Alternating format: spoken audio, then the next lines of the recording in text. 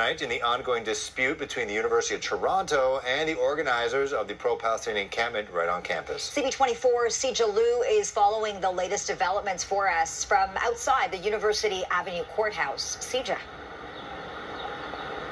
Good evening, Lena. Phil, the fate of the pro-Palestinian encampment at the university is being decided this week with these court hearings happening. The University of Toronto wants an injunction to clear the encampment that's been on campus for the past 7 weeks. Today, it was the university's turn to make their arguments on why it says the encampment has caused so-called irreparable harm to the university.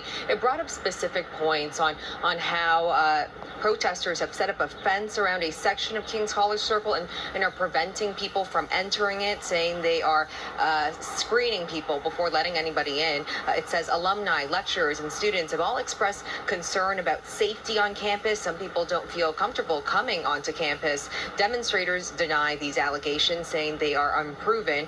We spoke to some of the organizers of the encampment and their legal team following today's court proceedings. Here's what they had to say. For today's hearing, the university's goals are very clear as well. The university made clear it is in court today to quash students' rights to protest, and specifically to try to stop the growing movement for Palestine on campus. It is the university's order that it seeks from court that makes this clear. They are not only asking this court to clear front campus or clear the encampment. They are also asking for an order that would require these students who are part of this Palestine movement to indefinitely moving forward have to request permission to protest on campus.